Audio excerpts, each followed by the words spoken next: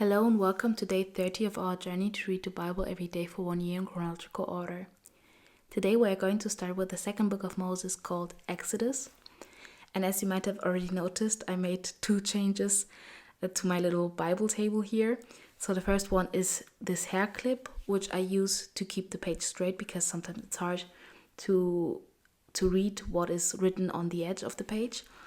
And since my hands won't really stand still for long for medical reasons, I thought it would be a good idea to have a book down here to lift up the page so that you don't have to see my moving hand the whole time in the frame. So maybe it's better for you and also better for me. And maybe we can start by reading what my Bible's version is saying about Exodus and what Exodus is about and the key promise verses. So I'm just going to start with that, and then we are going to move on to Exodus 1, 2, 3. The Lord's people were enslaved and abused in Egypt, and when they called on him, he rescued them by the hand of Moses. In the process of the Israelites' deliverance, the Egyptians experienced the powerful hand of God. Israel encountered in their relationship with the Lord the warrior who fought for them. It is God who promised to guide them to the promised land and to protect them. They would be his special treasure, but the condition was that they should obey him and keep his covenant. In this relationship, the tabernacle played an important role as the place where the Lord would meet his people. So now the key promise verses. Exodus 3:17. And I have said, I will bring you up out of the affliction of Egypt unto the land of the Canaanites, and the Hittites, and the Amorites, and the Perizzites, and the Hivites, and the Jebusites, unto a land flowing with milk and honey. Exodus 7:5.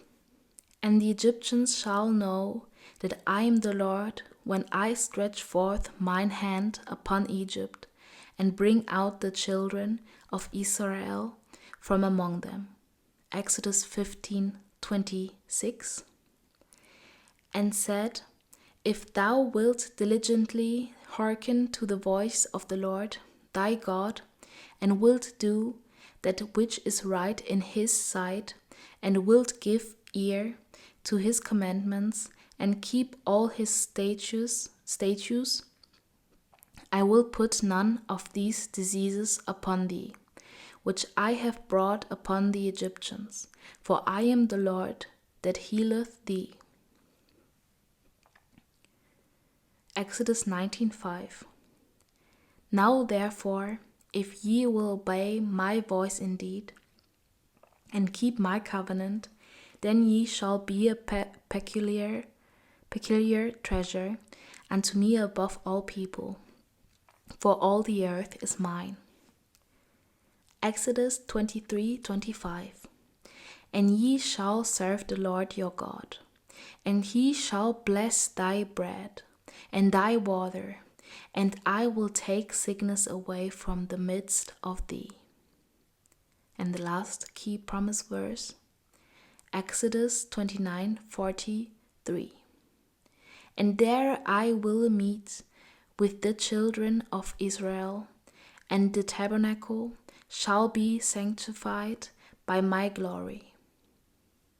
And here, Exodus 14:14. The Lord shall fight for you, and ye shall hold your peace. Exodus 1. The Israelites increase. Now these are the names of the children of Israel, which came into Egypt. Every man and his household came with Jacob. Reuben, Simeon, Levi, and Judah. Issachar, Zebulun, and Benjamin, Dan and Naphtali, Gad and Asher. And all the souls that came out of the loins of Jacob were 70 souls, for Joseph was in Egypt already. And Joseph died, and all his brethren, and all that generation, and the children of Israel were fruitful, and increased abundantly, and multiplied, and waxed exceeding mighty. And the land was filled with them. A new king, who knew not Joseph, arises. Now there arose up a new king over Egypt, which knew not Joseph. And he said unto his people, Behold, the people of the children of Israel are more and mightier than we. Come on, let us deal wisely with them, lest they multiply, and it come to pass that when there falleth out any war, they join also unto our enemies, and fight against us, and so get them up out of the land. Therefore they did set over them taskmasters to afflict them with their burdens, and they built for Pharaoh treasure cities, Pithom and Ramses. But the more they afflicted them, the more they multiplied and grew, and they were grieved because of the children of Israel. And the Egyptians made the children of Israel to serve with rigor, and they made their lives bitter with hard bondage, in mortar and in brick, and in all manner of service in the field. All their service, wherein they made them serve, was with rigor. The midwives saved the male children. And the king of Egypt spake to the Hebrew midwives, of which the name of the one was Shipra, and the name of the other Puah. And he said, When ye do the office of a midwife to the Hebrew woman, and see them upon the stools, if it be a son, then ye shall kill him. But if it be a daughter, then she shall live. But the midwives feared God, and did not as the king of Egypt commanded them, but saved the man children alive. And the king of Egypt called for the midwives, and said unto them, Why have ye done this thing, and have saved the man children alive? And the midwife said unto Pharaoh, Because the Hebrew women are not as the Egyptian women, for they are lively, and are delivered ere the midwives come in unto them. Therefore God dealt well with midwives, and the people multiplied and waxed very mighty. And it came to pass, because the midwives feared God, that he made them houses. And Pharaoh charged all his people, saying, Every son that is born ye shall cast into the river, and every daughter ye shall save alive.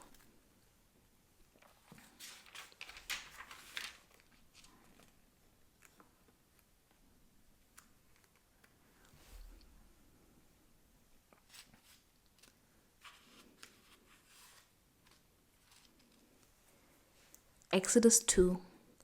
Moses is born. And there went a man of the house of Levi, and took to wife a daughter of Levi.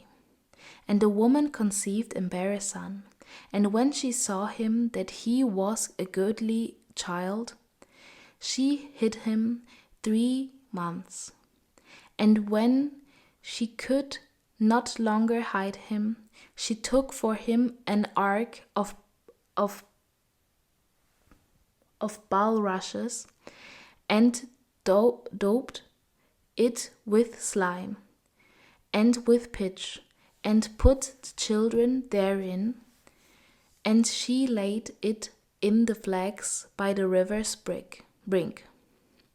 And his sister stood afar off, to wit what would be done to him. Moses is found and brought up by Pharaoh's daughter. And the daughter of Pharaoh came down to wash herself at the river, and her maidens walked along by the river's side. And when she saw the ark among the flags, she sent her maid to fetch it. And when she had opened it, she saw the child, and behold, the babe wept. The babe, yeah, it's written babe. The babe wept. And she had compassion on him, and said, "This is one of the Hebrews' children." Then said his sister to Pharaoh's daughter, "Shall I go and call to thee a nurse of the Hebrew women, that she may nurse the child for thee?" And Pharaoh's daughter said to her, "Go." And the maid went and called the child's mother. And Pharaoh's daughter said unto her, "Take this child away, and nurse it for me, and I will give thee thy wages." And the woman took the child and nursed it. And the child grew, and she brought him unto Pharaoh's daughter, and he became her son. And she called his name Moses. And she said, "Because I drew him out of the water." Moses kills an Egyptian. And it came to pass in those days, when Moses was grown, that he went out unto his brethren, and looked on their burdens. And he spied an Egyptian smiting an Hebrew, one of his brethren. And he looked this way and that way. And when he saw that there was no man, he slew the Egyptian, and hid him in the sand. And when he went out the second day, behold, 2 men of the Hebrews strove together, and he said to him that did the wrong, "Wherefore smitest thou thy fellow?" And he said, "Who made thee a prince and a judge over us? Intendest thou to kill me, as thou killedst the Egyptian?" And Moses feared and said, "Surely this thing is known." Now when Pharaoh heard this thing, he sought to slay Moses. But Moses fled from the face of Pharaoh, and dwelt in the land of Midian. And he sat down by a well. Now the priest of Midian had 7 daughters. And they came and drew water, and filled the troughs to water their father's flock. And the shepherds came and drove them away. But Moses stood up and helped them and watered their flock. And when they came to Reuel, their father, he said, "How is that ye are come so soon today?" And they said, "An Egyptian delivered us out of the hand of the shepherds, and also drew water enough for us, and watered the flock." And he said unto his daughters, "And where is he? Why is it that ye have left the man? Call him, that he may eat bread." And Moses was content to dwell with the man. And he gave Moses Zipporah his daughter. And she bare him a son, and he called his name Gershom. For he said, "I have been a stranger in a strange land." God hears the complaints of the Israelites. And it came to pass in the process of time that the king of Egypt died, and the children of Israel sighed by reason of the bondage, and they cried, and their cry came up unto God by reason of the bondage. And God heard their groaning, and God remembered his covenant with Abraham, with Isaac, and with Jacob. And God looked upon the children of Israel, and God had respect unto them. Exodus 3. Moses keeps Jethro's flock. Now Moses kept the flocks of Jethro, his father-in-law, the priest of Midian, and he led the flock of the backside of the desert, and came to the mountains of God, even to Horeb. And the angel of the Lord appeared unto him in a flame of fire out of the midst of a bush. And he looked, and behold, the bush burned with fire, and the bush was not consumed. And Moses said, I will now turn aside and see this great sight, why the bush is not burned. And when the Lord saw that he turned aside to see, God called unto him out of the midst of the bush, and said, Moses, Moses. And he said, Here am I. And he said, Draw not nigh hither. Put off thy shoes from off thy feet, for the place whereon thou standest is holy ground. Moreover he said, I am the God of thy father, the God of Abraham, the God of Isaac, and the God of Jacob. And Moses hid his face, for he was afraid to look upon God. And the Lord said, I have surely seen the affliction of my people which are in Egypt, and have heard their cry by reason of their taskmasters, for I know their sorrows. And I am come down to deliver them out of the hand of the Egyptians, and to bring them up out of the land unto a good land and a large, unto a land flowing with milk and honey, unto the place of the Canaanites, and the Hittites, and the Amorites, and the Perizzites, and the Hivites, and the Jebusites. Now therefore, behold, the cry of the children of Israel is come unto me.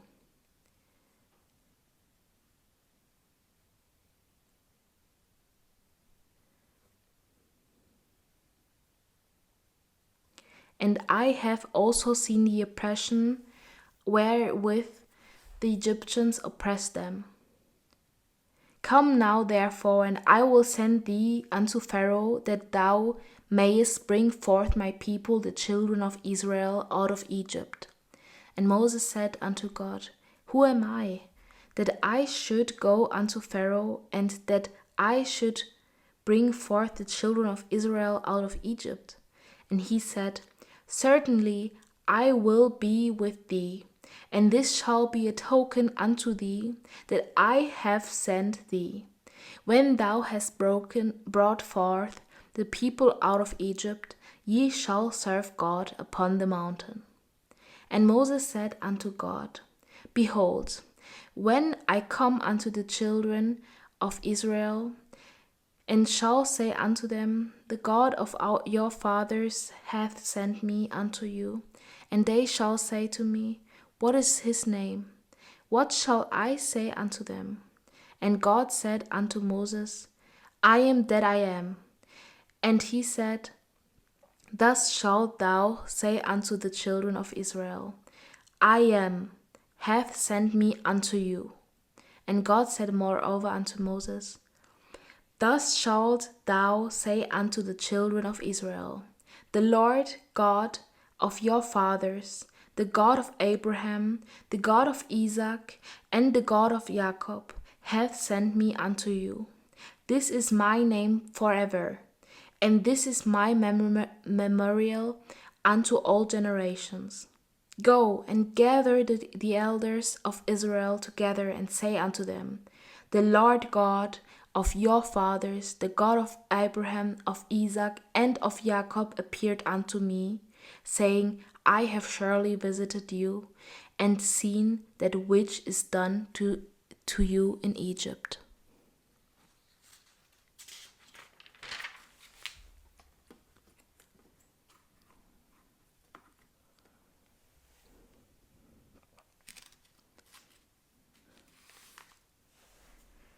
And I have said, I will bring you up out of the affliction of Egypt, unto the land of the Canaanites, and the Hittites, and the Amorites, and the Perizzites, and the Hivites, and the Jebusites, unto a land flowing with milk and honey.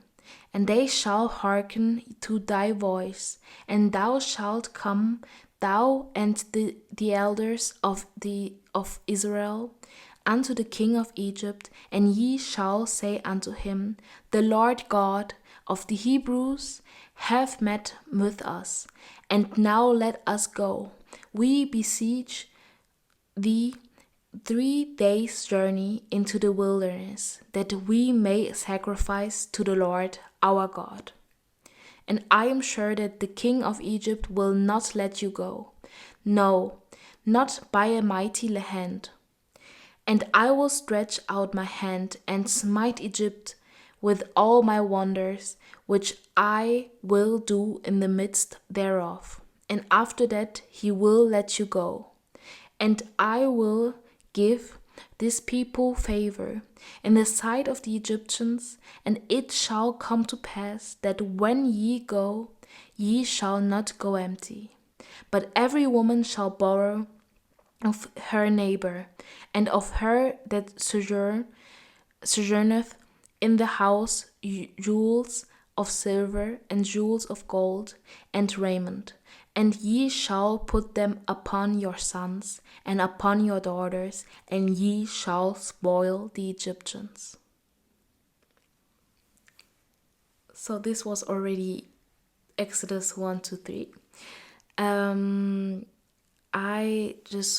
First I wanted to mark the place where the bush burned, because since I don't really put every time we hear a place the color green, since it's for places, the color for places. I only put the color for like places that are important for the history, I guess. Because in this case, well, the bush, it's a famous landmark, I would say, even though it's not there anymore. I will still mark it with our place color green. Where was it? No, it was not there, because there he already spake to them, right? Or am I wrong? No, it was not here. Here's the bush. Bush burned with fire, and the bush, and the angel appeared. So it was a desert, and came to the mountain of God, even to Horeb.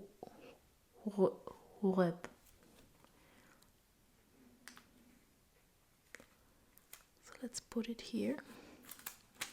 Maybe a bit.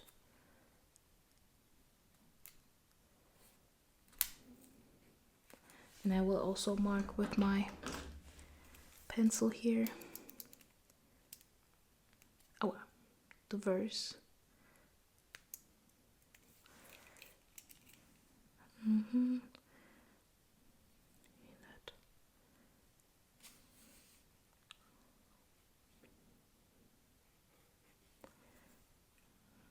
And the angel.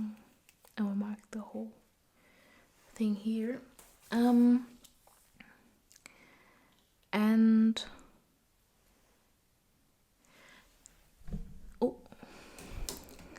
so then I also want to say that I think, is it the first time that he's saying that he wants to be called I am and, well, the Lord? I don't really know, but I think it was the first time that he said how he wants to be called, because before it was always written like what we see here, the God of Abraham, and then the God of Isaac, and then the God of Jacob. So I will also mark this part in the color of God, which was blue. And put that here.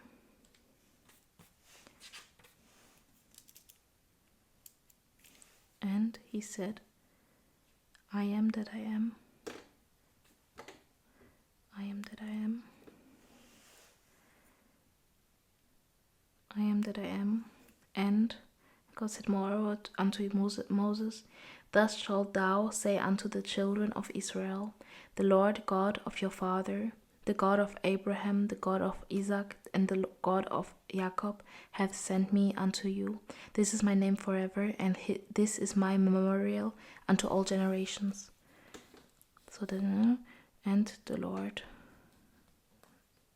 God of your fathers.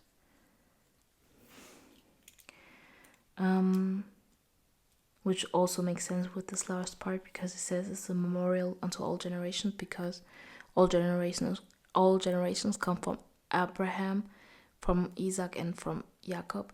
So it also makes sense that he wants to be called that, but well, he's the Lord, and he is what he is. So I am that I am. So this was also important, and I think the other information which is important we will read about tomorrow, I guess.